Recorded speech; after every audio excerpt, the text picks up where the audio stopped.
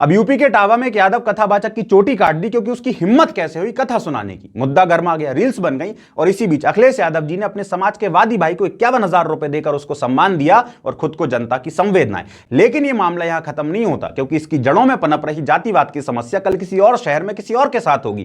क्योंकि जाति की समस्या मुक्तमणि की चोटी में नहीं जिसे काट दिया गया, बल्कि हमारे दिमाग में है।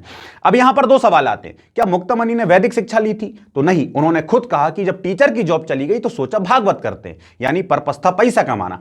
दूसरा बड़ा सवाल है कि क्या एक ब्राह्मण ही कथा कर सकता है? तो इसका जवाब है नहीं, कथा तो कोई भी कर सकता है, बस वो गरीब ना हो, उसके भक्त अमीर हो और नेताओं से कनेक्शन हो। क्योंकि जिन आसाराम बापू का आधा हिंदुस्तान भक्त था, ब्राह्मण तो वो भी नहीं थे।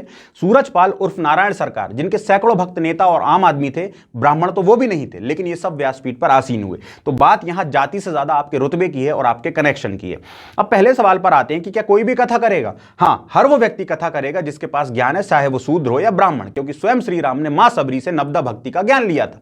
लेकिन इन सब के बीच यह भी ध्यान रखना जरूरी है कि कथा का धंधा बनाने के चक्कर में आप मर्यादाएं ना भूलें। अब इस वीडियो को देखिए जहां हनुमान जी की तुलना कुकुर से कर दी। सारी रात हनुमान जी मारे मारे कुत्तन तरह घूमे। अब ऐसे में अगर इन बाबा की पिटाई हो जाती तो फिर से यहां पर जाति आ जाती। ये पूरे हिंदू समाज का दायित्व है कि एकता बनाए रखें, लेकिन धर्म के आधार पर, जाति के आधार पर किसी को नुकसान पहुंचाना ना धर्म कहता है, ना इस देश का कानून।